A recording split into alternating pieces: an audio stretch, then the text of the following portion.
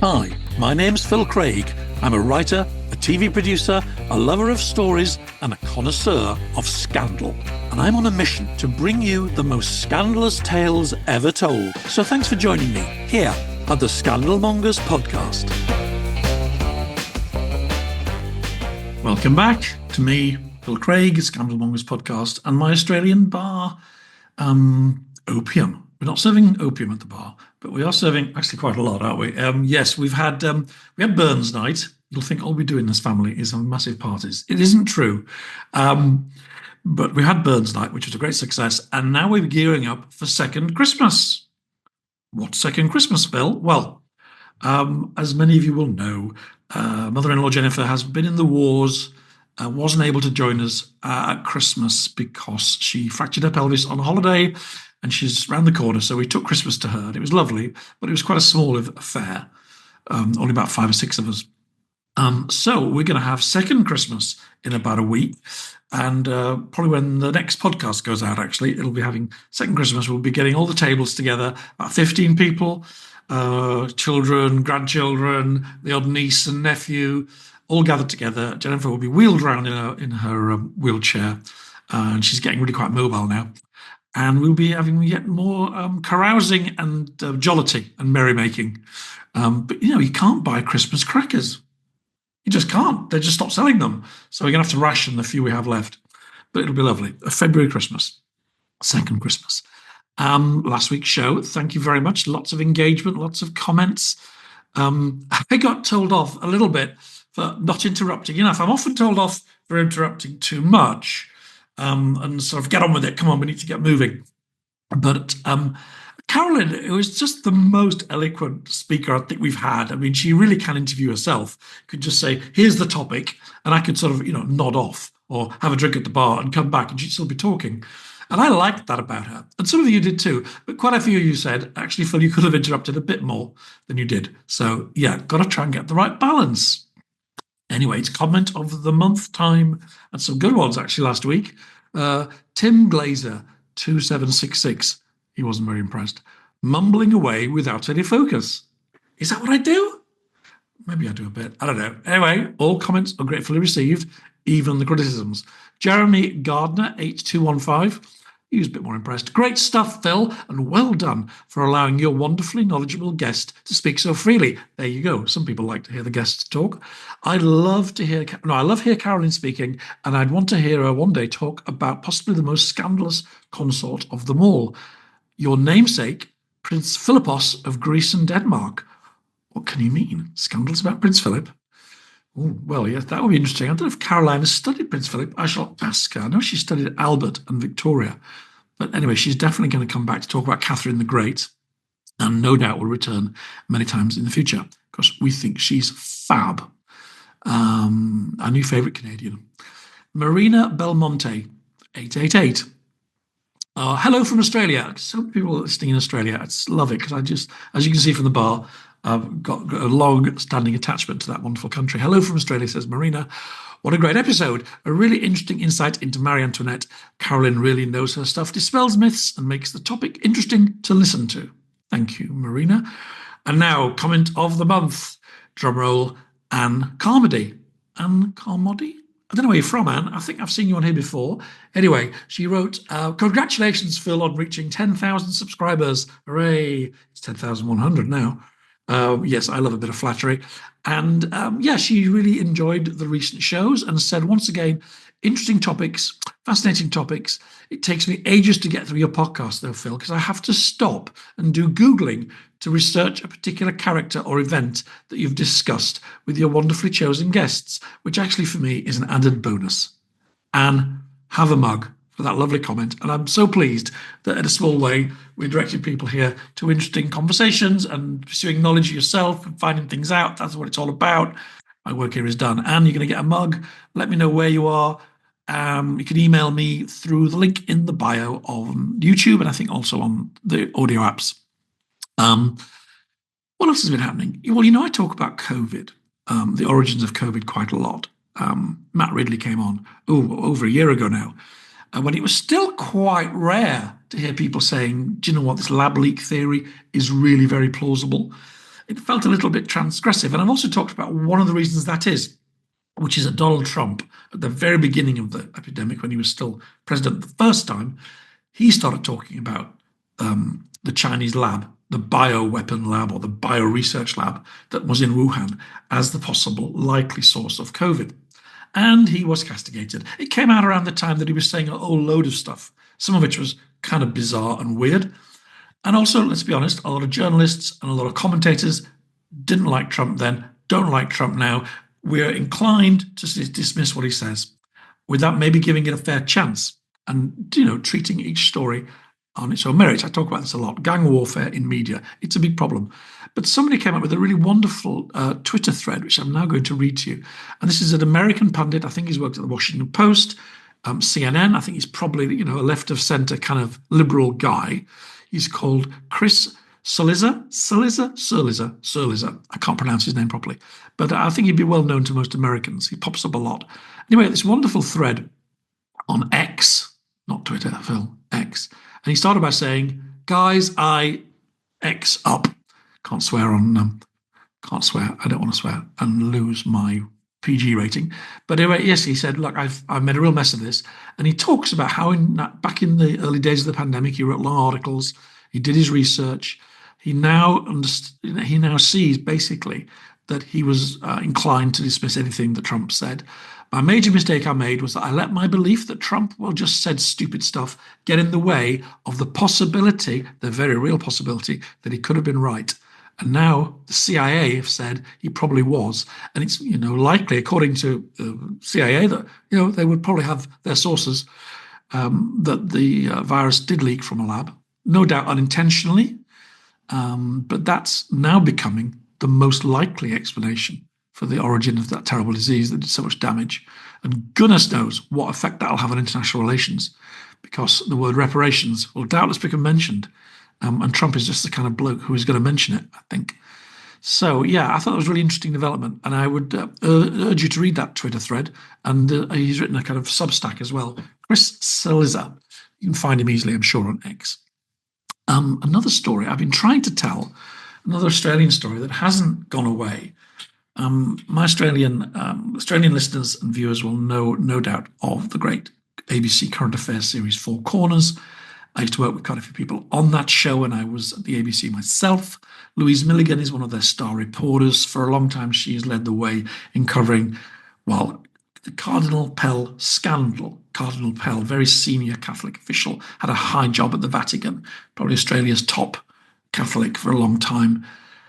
What is the scandal? Well, it depends what side you take. Some think the scandal is that he abused children and kind of got away with it. Some think the scandal is that he was unfairly accused of abusing children and had his reputation dragged through the mud. Long story short, he was a young priest in an era when there was a lot of abuse, unfortunately, in the Catholic Church, and many similar institutions we know now. So many of these children's homes and even altar boys in churches, and it usually was boys, getting abused and not really being able to do much about it until more recent years. It's likely Pell knew of abuse and perhaps covered it up. That seems to be pretty well established. But he was himself accused of abuse or rape. He was tried. He was convicted. It was a massive case. He then appealed. He was released. Depends how you interpret the law, whether he was actually cleared or whether the second lot of judges basically said it's one of those balance of probability things. In a criminal case, we cannot be sure this man is guilty. So he was released. He died fairly recently, and a lot of his very conservative supporters, people like Abbott, the former Prime Minister, spoke at his funeral. Tony Abbott, I think other luminaries from the right in Australia, and I think he said that Pell had been crucified by the Liberals, the left, the ABC. He was very unhappy and said this is a terrible story. Now, Louise Milligan has continued to report the story, and now just in the last day, she's reported that in a civil case, it's a sort of a panel that's been set up to distribute compensation to people who were abused, and there are a lot of them. This case in the state of Victoria has decided that 2 young men were abused, 1 raped by Pell, and they're getting money. Now, of course, in a civil matter, it's balance of probabilities. It's not beyond reasonable doubt. So no doubt this argument will go on and on and on. People will take sides as they do. But it's an amazing story, actually, and I really would love to dig into it with Louise. I've been trying to get her on the show for ages. If anybody's listening to this, Jane Carrow, are you listening? I think you must know Louise. Put in a good word. I've emailed her again. If I can't get Louise, I'm going to get somebody else because I think it's just such an important and interesting story. Complicated, difficult, challenging, but I think we can do it well and explore it honestly and fairly from all sides, which is what I try to do. Talking of exploring things from all sides, finally, Phil, you get to the point of today's episode, opium. Alan Lester, Professor Alan Lester, someone I've come to know through my work on my upcoming book, which I'll be talking about so much in the months ahead, 1945, The Reckoning. That book in its own way deals with some of the moral complexities of empire. It's a book that very much celebrates what Britain achieved in the Second World War. It's the end of a trilogy that celebrates that, and I was blessed to know many people of that generation and interview them. I started working on this subject over 20 years ago with a series and a book for the BBC, all about 1940, and I've tracked the years of the war, and I've now finally reached the end.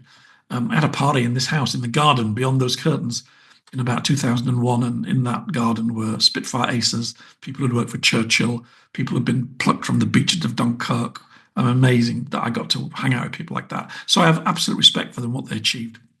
I'm not one of those knee-jerk bash the Brits. However, that being said, one of the most interesting things about the book I'm currently finishing is some of the darker stories, especially in the Far East, of what happened with colonial policy.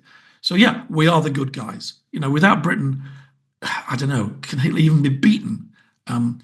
Britain also plays a massive role, of course, in fighting off Japanese military imperialism, which was savage. And yet, we had an empire. We wanted to hang on to it, bits of it. India was going to go. That's a big part of the book. I think that was understood. But in the final months of the war, some of the things, not just to do with British colonial powers, colonial interests, but also French and Dutch. And I dig into that in the book. So it's quite nuanced, and it's trying to balance the light and the dark. Now, that leads me to Alan Lester. Alan is a very friendly and collegiate professor of history. He's become associated in this debate about colonialism and how we should tell the story of it. As being on the left, he would not disagree with that. Actually, maybe he would. He would say it's not a left-right thing. He would probably just say that he's a critic of empire, and especially on slavery. And he would argue that the bad things that empire did outweigh some of the good things that the defenders of the empire point to. And that debate goes on. And I know people on all sides of it. So obviously I was interested in talking to Alan about my book. And I think he actually, even though he studied this kind of stuff for a long time, some of the things I found out, he said he didn't know, which is kind of amazing. But really appreciated his help. And he told me the story when I met him about opium. Now, I've heard of the Opium Wars. Most of us probably have, but I had no idea the scale of it, the importance of it, and yes, the scandal of it. It has to be one of the most interesting, but also the darkest chapters of Britain as an imperial power, leveraging its massive military muscle to, well, become a massive international drug dealer, effectively. And also that very interesting argument that was raging here about how power should be used. There was always a big, just as there was with slavery, a big, powerful force saying we're a Christian nation. We believe in these moral principles. We should use our power for good. People who defend the empire point to some of the very good things it did do in the countries that fell under British rule. But I'll tell you what, opium is not one of them. It's a real stain. It's an amazing story. I've talked far too long already. Alan and I will pick it up, and I'll come back to you at the end with my feelings about what he said and thoughts for the future. Thanks once again for your time and your indulgence in my ranting. Lots of love from the bar. Speak to you soon. Bye. Alan, welcome to the Scandal Mongers podcast and my Australian bar, where you're actually physically welcome in person one day as well. I'll take you up on that, thanks. Here in lovely Twickenham. I was just saying in my introduction that I came to see you, to meet you and talk about colonialism and its various pros and cons, shall we say. But I came away with a completely new understanding of something about the British Empire that I really hadn't thought about much. And I thought, gosh, I bet most people like me really don't know much about how important opium was and what a huge story it was in the development of the empire and maybe even the unraveling of the empire.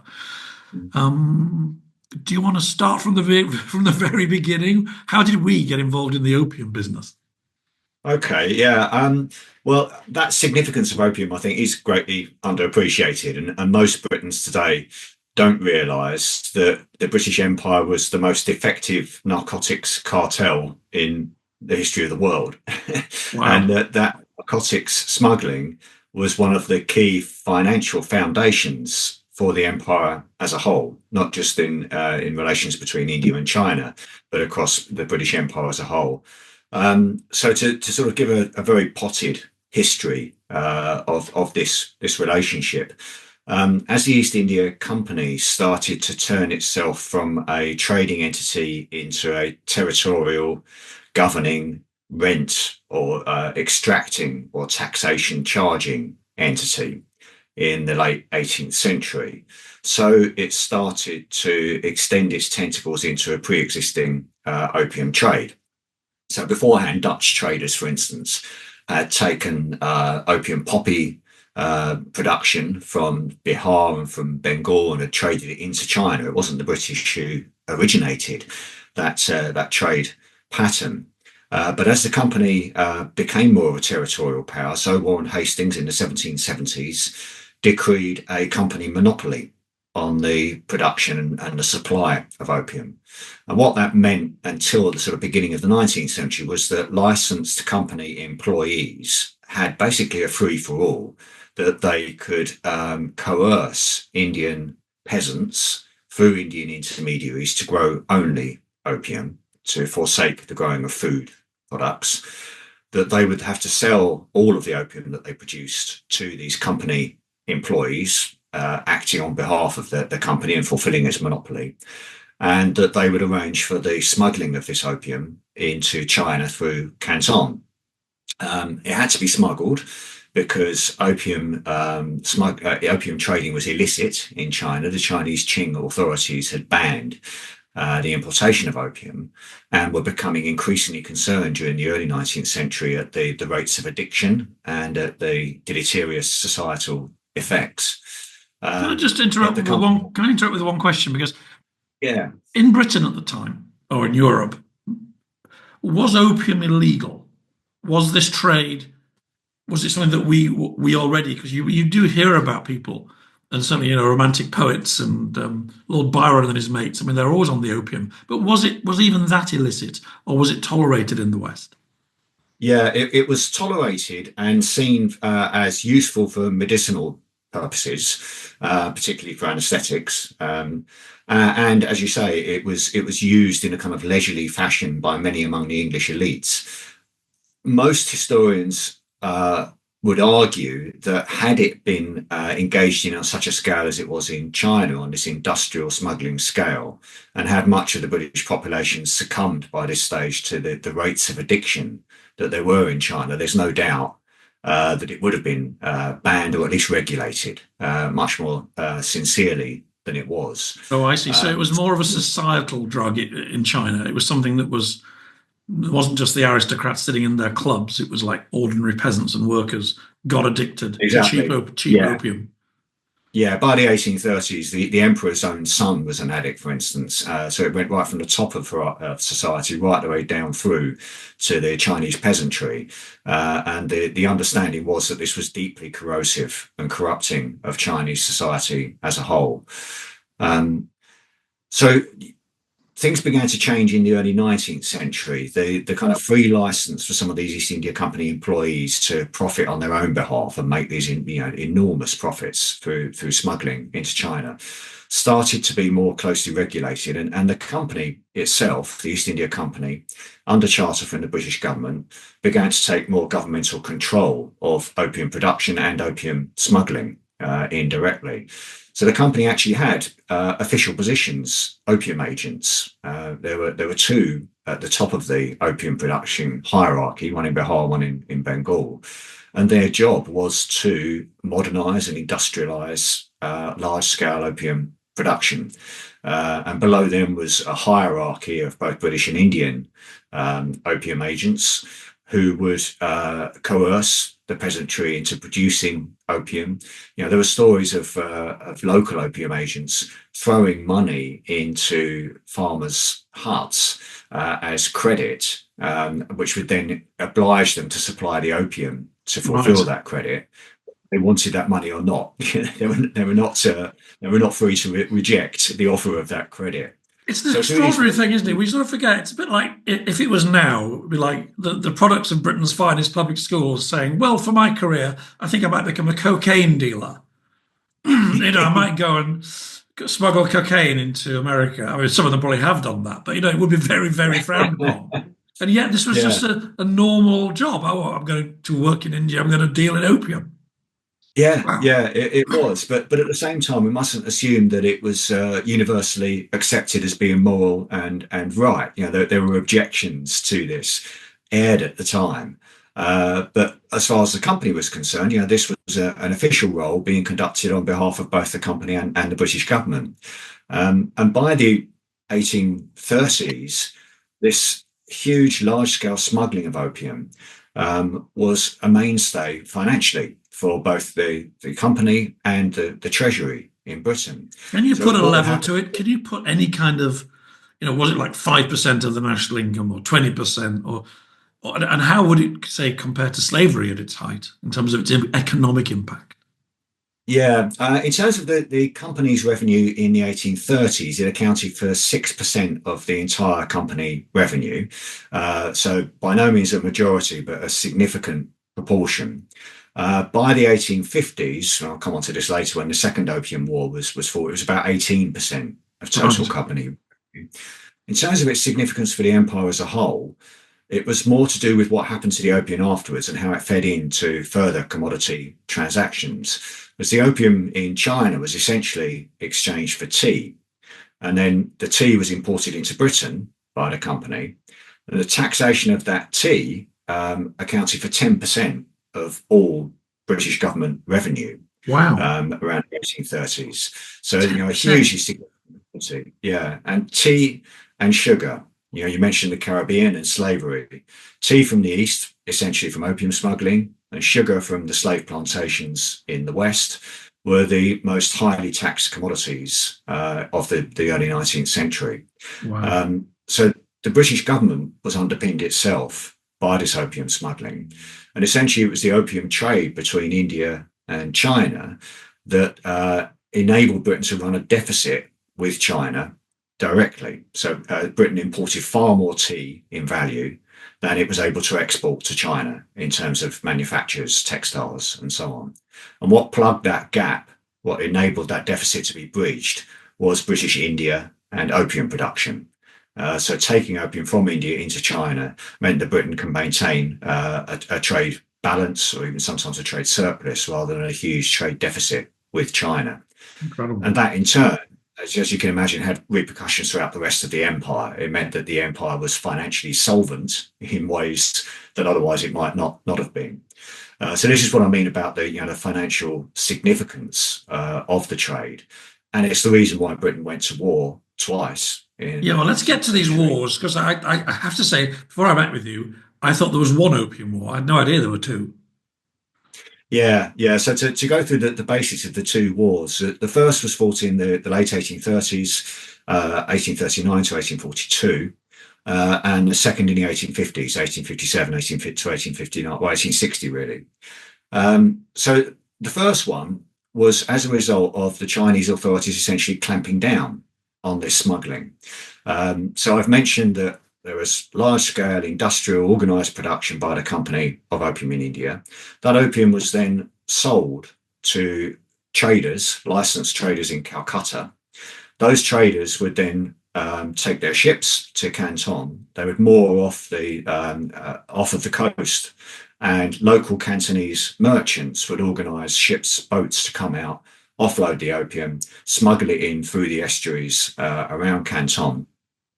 And then a complicated process of exchange would enable tea to eventually to be bought via silver and transported to Britain.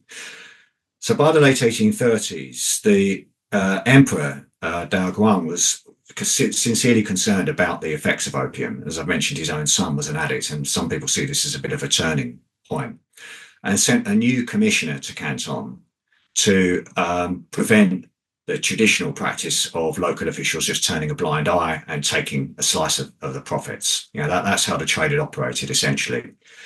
So a new commissioner, Lin Jieshu, was sent to Canton, and this time he meant business.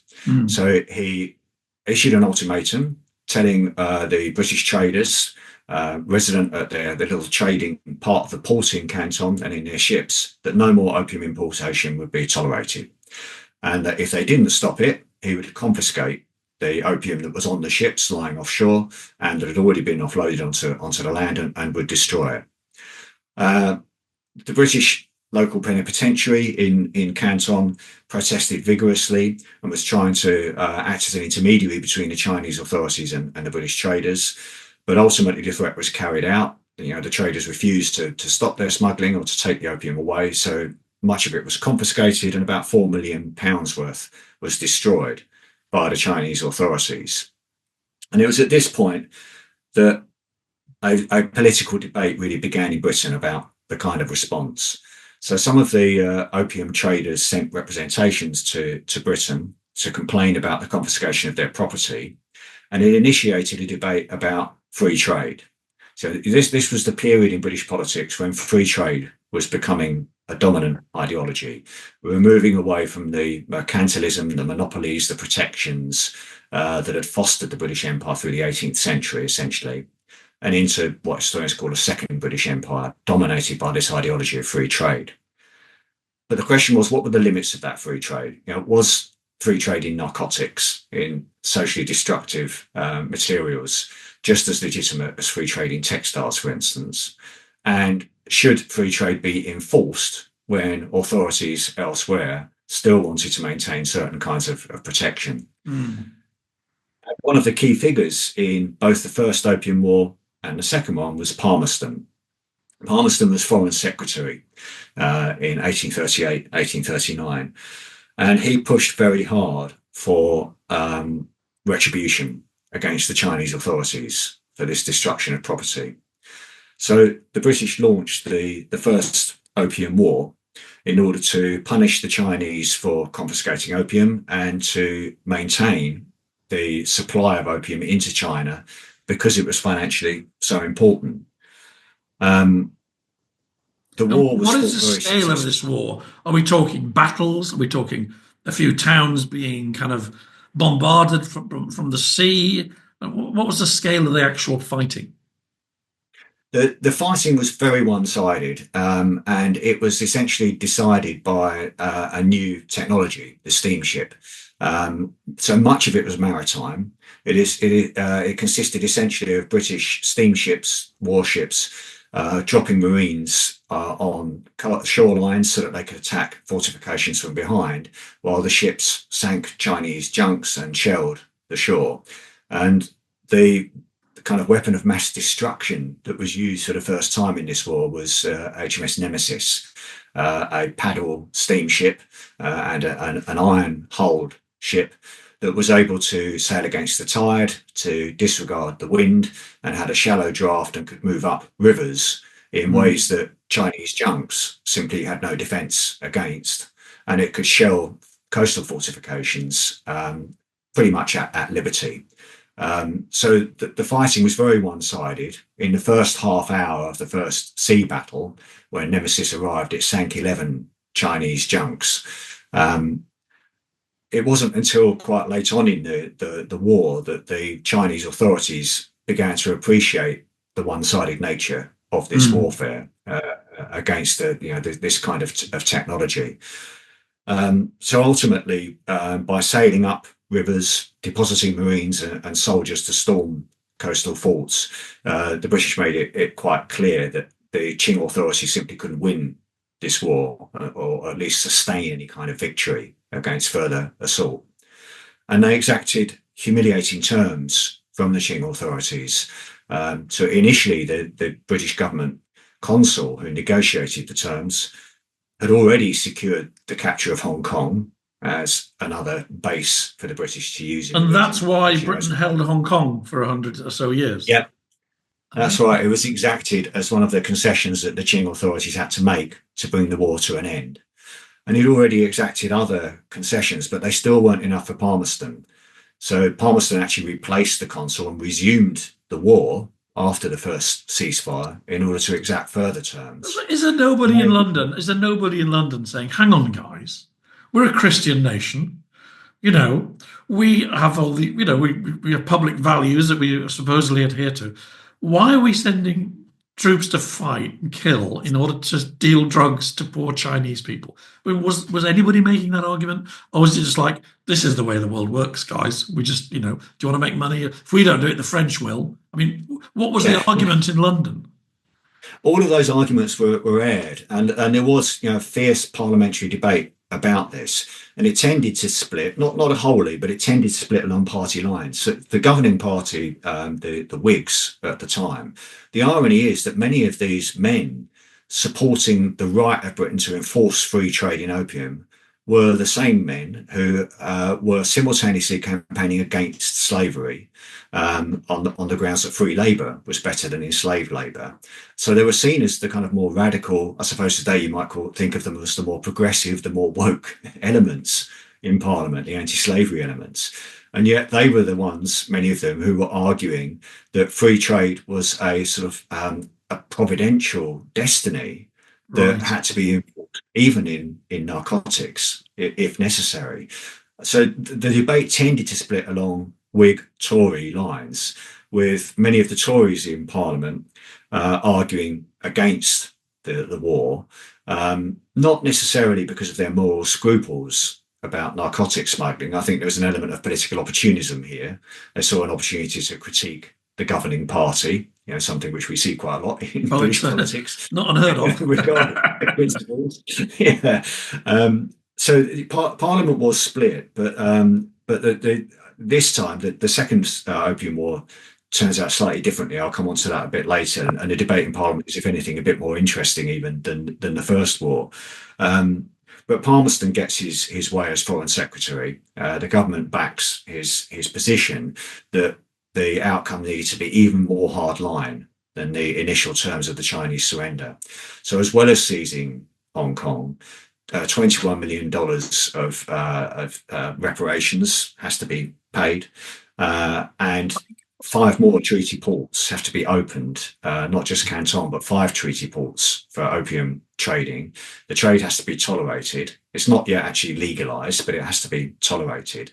And Britons in China are given extraterritorial, extrajudicial rights. So, in other words, they can commit any crime as far as Chinese authorities are concerned, and they cannot be prosecuted by the Chinese. It's up to the British to decide whether they prosecute them or not. Good Lord. And again, that has implications later on when we come to the Second Opium War. So, it's no surprise that looking at this from Chinese perspectives, this is now seen as the beginning of the century of humiliation, as far as China's concerned. A century of humiliation at the hands of European. So what were the other European powers doing at this time? Were they thinking, hang on a minute, the British are making all this money out of opium, we want to get in on this? Or were they like saying, oh God, the British are behaving like a bunch of bloody pirates as usual? Were they judging us, or were they jealous of us? They were generally cheering the British on, because it wasn't just British traders in Canton. The foreign traders were confined to an enclave, and in this enclave, you had a series of factories, big buildings basically, in which these foreign expats lived and worked and stored the opium and the silver and the tea that they were exchanging for it. And as well as the East India Company factory and the British factory, you had a US one. So the Americans were very much involved in the opium trade too. Danish, French, Dutch. So a whole host of European nations were involved. Most of them, well, none of them on the scale of the East India Company and then the private licensed traders from India, but all of them had a stake in it. Right. So as far as I'm concerned, in the first Opium War, if the British were willing to fight this war, it would be to their benefit, and they were quite happy to see the British do that. So although there were moral qualms expressed and there was opposition expressed in each of these countries, the general sort of tendency was to allow the British to get on and do the dirty work that favoured the West Right, generally. got it. So interesting, so interesting. So 20 more years pass of national humiliation. More people are getting addicted. More money's being made. More lovely country houses are being built in Britain on the back of this Yeah. profits. And then there's a second war. How does that happen? Yeah, so what's happened in the meantime is that opium has become ever more important as a source of revenue for British India. So now it's about 18% of company income by the middle of the 1850s, rather than 6%. Um, it's about 1/6 of the British government revenue now is coming from the trade in one way or another. But the deficit with China has also grown because tea consumption has grown. So there's a new deficit. There's considerable lobbying now from the British manufacturing sector. You know, the Industrial Revolution has proceeded apace. British textile manufacturing is now politically significant as well as economically significant. And there's a strong lobby to go further than the treaty which ended the first Opium War, to make opium importation legal rather than just tolerate it, to open up access to the whole of China, not just through the 5 treaty ports, and to force China, whether the authorities like it or not, to accept British manufacturers, textiles in particular, in order to try and breach this trade deficit.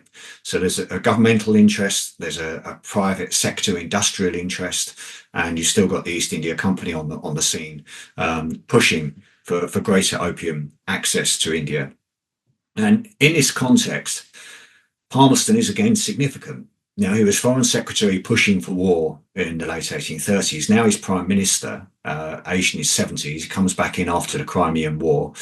And he is looking for a pretext to wage another war and to achieve these objectives of opening China more to British interests. And so he sends a guy called John Bowring, who's a very interesting character and really lays at the heart of the Second Opium War, to be both the governor of Hong Kong and the emissary to China in Canton to represent British interests in the region. Bowring's a really interesting guy. He was a former Whig.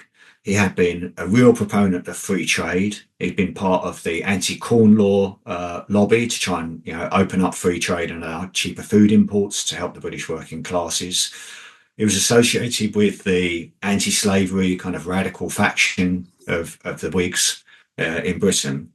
And although very much a free trade proponent, he said that basically free trade is Jesus and Jesus is free trade. It was a religious principle with him. He also thought that there were moral boundaries in the 1830s and 1840s. He'd been a vociferous opponent of the opium trade, saying we need to follow free trade as a God-given destiny, but not in narcotics. Our religious principles don't allow that. But then by the 1850s, he becomes bankrupt. He'd been trying to make money out of basically translating poetry from other countries for the British. He became bankrupt.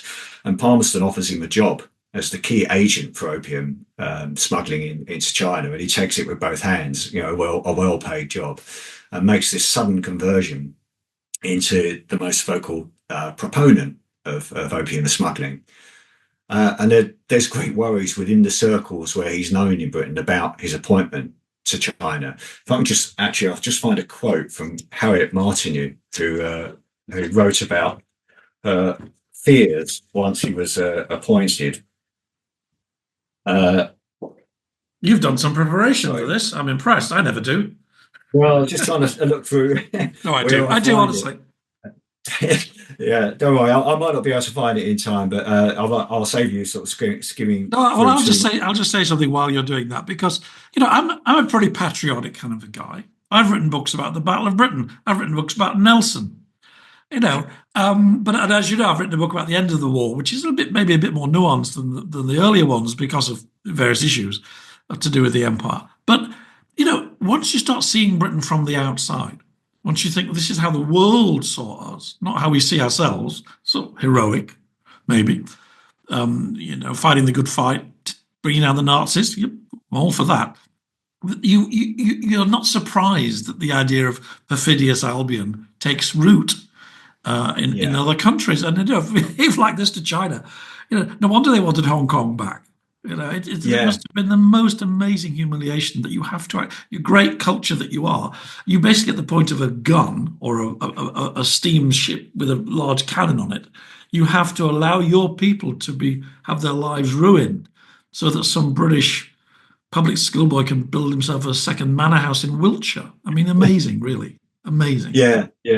No, it is. It's. I think it's probably the greatest sort of unknown story of the British Empire. We know a lot more now about slavery and its repercussions and its significance for the creation of a modern Britain based on the Industrial Revolution.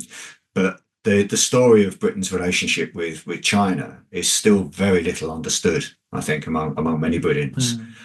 Yeah, coming back to Boeing, I managed to find it Oh, now. well done. There were great stories about the character of this guy who was being sent to China by Palmerston. So Harriet Martineau warned that his narcissism meant that he was, quote, no fit representative of government and no safe guardian of British interests. And she predicted that his vanity would provoke another war. Now, she thought that that would be a bad thing as far as the British authorities were concerned, but she hadn't quite understood Palmerston's determination to have another war. And Boeing was on the lookout for an excuse, and he found it in 1857 when a British official in Canton was repulsed by some Chinese guards from a boat. So basically, what had happened was that the Chinese authorities had been badgered by Britain for ages to crack down on smuggling in the region. Other people's Sorry, smuggling. no, sorry, not smuggling. To crack down on piracy, Oh, piracy. because the piracy was rife and it was attacking British interests as well as others. So, in obedience with British commands, the local Chinese authorities in Canton had actually arrested the crew of a pirate ship, or at least some of the crew of the ship who'd been identified as pirates, and they were being held in custody. Now, the local British official found that this ship from which they had been taken, actually, they'd been pirates on a different ship and they transferred to this one. They found that this ship from which they'd been taken was registered as British, and the local consul went charging in and demanded the release of these, as he thought, British subjects. And in a scuffle, he was pushed over by a guard. And he wrote to Boeing. Boeing thought, fantastic, we've got our excuse now. A British official has been humiliated. And Boeing started to construct a story in which British subjects had been arrested and in which a British official had been humiliated. The extraterritorial rights the Britons were supposed to have enjoyed after the first Opium War had been breached, and there was now a pretext to go to war again. And Boeing soon found out that actually the ship from which these pirates had been taken was no longer registered as British. And he admitted in private, writing to the local official, that he didn't have a legal leg to stand on anymore. Added to which, the local governor in Canton, Governor Ye, released the people in question, Right. released the pirates as soon as he realised that the British were serious about this. So there was no basis on which to continue the grievance. But nonetheless, there was another factor that Boeing was really motivated by that was associated with his narcissism. And this was the fact that no British officials or traders had been allowed inside the government complex in Canton. They were kept out. They were kept in this little foreign enclave around these trading factories. When Boeing arrived in the region, full of self-importance, he'd assumed that he would be able to go into the closed government compound and meet the local governor. And instead, he was met by a couple of sort of lowly dignitaries sent to go and meet him in the foreign enclave. And his friends, those who knew him, knew that he would be absolutely enraged by this. It was a matter of personal pride that he should be able to get into the government compound and be, accorded that respect. And he started to write about it as the city question. He even came up with this sort of phrase to sum up the predicament that he was in, not being shown due respect. So he was determined to push the local authorities further over this issue, this pretext of the seizure of the crew from this ship, the Arrow. And he demanded that the Chinese local governor, Ye, admit him into the cantonment, the compound, and basically prostrate himself, humiliate himself by apologising publicly for having taken these crew members off of this ship, the Arrow. The governor at the time was preoccupied with a little thing called the Taiping Rebellion, a major disruption in China, that a civil war that caused over 20 million deaths. Wow. And Canton was under siege at the time from Taiping rebels. So the governor didn't want this distraction of dealing with a pompous British official. So he was making concession after concession, releasing the pirates, but he wouldn't humiliate himself. If he did that, he knew that he would lose authority. He would lose face completely within the city, and the Taiping rebels would be within the gates immediately. So Boeing decided to start shelling Canton. And he called in the admiral of the fleet based in Hong Kong, asked him to destroy coastal forts, with Ye still refusing to prostrate himself before Boeing and admit him into the city gates. He gave the order that the city should be shelled every 10 minutes until Ye gave way and surrendered himself. He did all this without any license from the British government at this stage. He started the war without permission from the government. But having asked the admiral of the fleet to start shelling, he knew that a report would have to go to the admiralty, and therefore he would have to report to his superiors. So he reported back to Palmerston, basically saying, "I've managed to get you your war. This is the pretext. British subjects were arrested. A British official was abused." He also went on about probably a fictitious part of the seizure of this ship, the tearing down of the Union Jack. Ships in port generally didn't display their national flags, so they were taken down. And independent Portuguese sailors nearby said that when the ship was raided and the pirates taken off, there was no Union Jack flying. Nevertheless, the tearing down of the Union Jack was the kind of a bit of iconography that really polished off the story. That the Union Jack did this war work out like the previous one? And in other words, rather one-sided, and the Chinese have to surrender, or was it different? Yeah. It did in the end, but there was a pause while Parliament debated it, and this was the kind of second parliamentary debate that became quite interesting, because in many ways it reminds me of Brexit parliamentary debates, and Palmerston's behaviour reminds me a bit of Boris Johnson. So when Boeing's reports about what he'd done and the pretext on which he'd done it came to Parliament, Cobden, the great free trader, asked for a parliamentary debate and proposed a motion that what the British authorities had done in China was totally unacceptable, that it was un-British, that they had provoked a war needlessly. And it was debated in Parliament. Russell, who was a Whig alongside Palmerston, went against his successor as Prime Minister and argued that the actions were immoral and illegal. He was backed by Derby, backed by Gladstone. And I think, to everyone's surprise, really, the debate was won. The motion was passed that this was an unwarranted and un-British act of warfare. So rather than accepting the vote, though, Palmerston dissolved Parliament. And this is what reminds me a little bit of Boris Johnson's 2019 get Brexit done manoeuvres. Well, the prorogation is the word, isn't it? Prorogation? Yeah, that's right. Yeah, that's right. And I think Palmerston realised that he could tune in to British public sentiment, which would be pro-war. And he started to argue that the MPs were no longer representing the interests of their constituents. So it reminds me a little bit of, after the Brexit referendum, the arguments made by Boris Johnson and his supporters that the MPs blocking the kind of Brexit they were pushing for were blocking the will of the people. Well, and then had an election which he won massively, didn't he? Yeah, in a landslide. Did Palmerston have a similar landslide? It did, yeah. Palmerston had a huge landslide. Many of the people who had opposed him lost their seats. And people complained at the time that the landslide had been won in the 1857. It's called the Chinese election by many people. It was the single dominant issue. So again, rather like the 2019 election of Brexit. Yeah. This election was all about, should Britain go to war with China? And in the run-up to the election, Palmerston oversaw a tremendous propaganda campaign. Well, basically a disinformation campaign. he lied shamefully, according to many of his colleagues, arguing that British heads had been displayed on pikes along the walls of Canton, which simply wasn't true, making it seem as if the Governor Ye had started the war when it was Boeing who had already begun it, making it seem as if this was a decision whether or not to defend British subjects in China.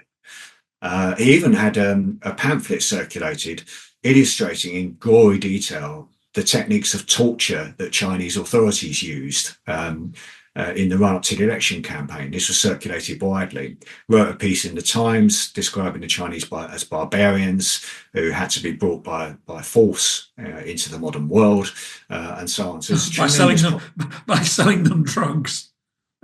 Yeah, exactly. Yeah. So through this sort of enormous and shameful lying, as one contemporary put it, a landslide victory was won. And as you were hinting, for the second time, British military force, this time assisted by the French and with informal assistance from the Americans too, was used to invade China. The end of the war culminated in the burning down of the Summer Palace in Beijing, mass looting of the palace. And, there's still a lot of artifacts in British museums today that were taken from the destruction of the palace before it was burnt down. And the further humiliation of Chinese authorities, who were now forced to legalize the opium trade rather than just condone it, and to open up markets to British manufacturers and British interests thereafter. Bloody hell. I don't think we're going to sing the national anthem at the end of this program. It is a very dark story. What can you say when you can't say anything, really? I guess you could say that other countries were just as selfish and greedy, but we just did it better than anybody else. Maybe, I don't know. Yeah, and to tell this story isn't to valorize the Qing authorities, to say anything or to romanticize them. So they were not a democracy. They were not necessarily any more sort of morally inclined by the lights that we would use today. The British authorities were, but it is to be more honest about the ways that Britain engineered its global dominance. Fascinating. No, I think it's really interesting and important. I'm also looking at the clock, and I need to finish this in 10 minutes. How did this trade end? Because we're now in the 1850s, 1860s. The British have got everything they want. The Chinese are completely humiliated, and it's now legal to sell them all this dope. How does it stop? Or perhaps it didn't stop. It stops really through, well, yeah, you're right, it didn't stop. Obviously, there's still an enormous illegal trade in opiates. This form of the trade really ended in the 1920s, 1930s, much later. And it was through international regulation, largely as a result of European and Western concerns that the same kind of rates of addiction were starting to emerge within Europe and within the West. Right. So once you get the movement of opium from this kind of social consumption, medicinal use, to widespread abuse, opiate abuse, you start to get the regulation of opium production and trade. And it's through international organizations and an initial, I guess, war against drugs, you might call it, through regulation. But it only really comes about when it's seen as a problem for the West rather than a problem of the West imposing the trade on others. So is it still going on then in the lead up to the Second World War? I mean, is it a factor in the emergence of the Chinese communists, for example, or is that a separate sort of thing? Yeah, no, certainly it lent huge legitimacy to the Chinese communists that they were willing to clamp down on opium use. And in China itself, so I was talking a bit about regulation in the West, but within China itself, it was the Communist Party that effectively put an end to the high rates of opium trading, smuggling and addiction. And this was the kind of feather in their cap that gave them legitimacy. But there's a fantastic book. If we're about to finish soon, I just want to conclude by recommending Amitav Ghosh's book, Smoke and Ashes, which has recently come out, which is a brilliant overview, which connects past and present because it talks about the opium trade, its importance for the empire, the way it was produced in India, but it also comes into the dependency on opiates in the USA today and some of the parallel continuities between opium in the 19th century and opiates today, and dependency on opiates, and some of the vested interests that managed to continue this trade, but also the way that opium has always been politically and militarily important. In Afghanistan, for instance, who controls the opium controls an awful lot of the politics of parts of Afghanistan, something which the occupying Western powers didn't fully appreciate or grasp during the recent Afghanistan intervention. So have a look at Amitav Ghosh's book, Smoke and Ashes, if you want to find out more, I think. You get involved in a lot of online debate about the pros and cons of empire. And that's usually not about this subject. As we said, it very rarely seems to come up. But in terms of the kind of history of the British Empire, where would you place opium in the sort of top 10 of top 10 questionable things that happened? It would be near the top of the things that would trouble consciences about the past and that are relatively little known about. So I think much of this contestation, as you say, I've been involved in a number of sort of debates and contests about how we remember and how we think about empire and its relationship to Britishness today. We have seen an awakening to the role of slavery, a revival of the kind of insights that Eric Williams was trying to produce back in the 1940s. And although his ideas are now adapted, they're not adopted wholesale, there's been a rejustification, I think, of some of his ideas about the significance, at least, of slavery, the slave plantation complex, not just slave trading, but the whole plantation complex for British industrial modernity and for Britishness. And that has provoked this fierce backlash, from conservatives who don't want to know about this aspect of our past and who want to continue a tradition of underplaying it. Yes, well, they would say if they were here, they totally acknowledge it happened, and they would happily say it was wrong. They would say you overstate its importance, I guess, wouldn't they? Yeah, that's the case. You overstate it economically, and you also forget that other countries would not necessarily behaved any better. That's the argument that's made. Yeah, that's right. And I think that argument about overstating it sometimes is a straw man. Sometimes they have a point. Some people do overstate its economic significance, but much of what they're objecting to is actually just stating exactly what its economic significance was.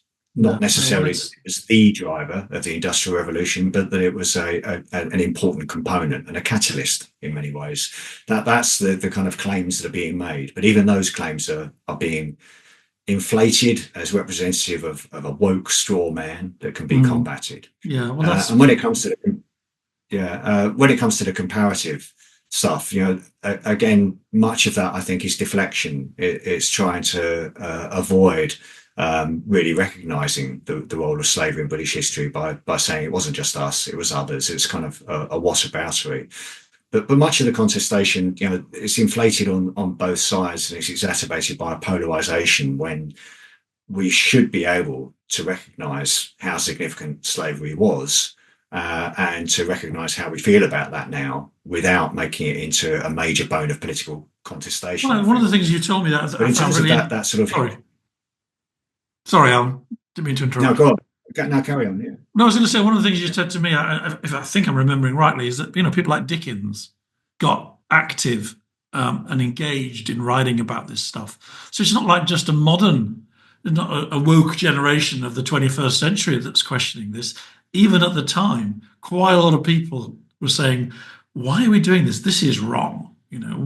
We should be better than this." Is that correct, or was it only just a few kind of like token writers and intellectuals?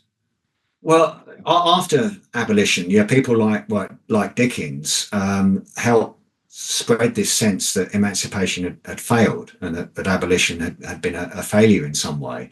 And that goes to another point that I think is often deflected away from, that anti-slavery wasn't the same thing as anti-racism.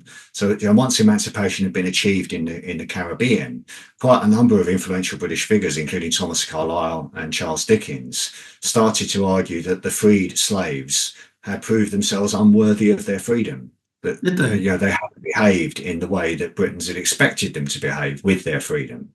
So when freed slaves moved off the plantations in Jamaica and into the highlands and tried to recreate their families, to rejoin sons, daughters who had been sold to other slave owners and live a subsistence lifestyle free of white control, they were seen as lazy, as abandoning work, as not being willing to work for wages.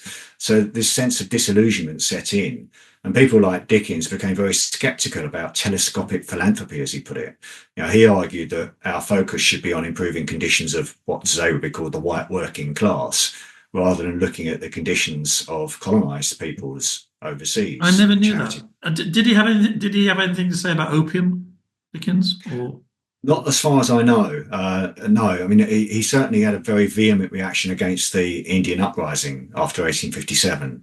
And he wrote privately that he wouldn't mind seeing the whole race of Indians exterminated after goodness. Oh, man, I don't want to hear this. I love the man.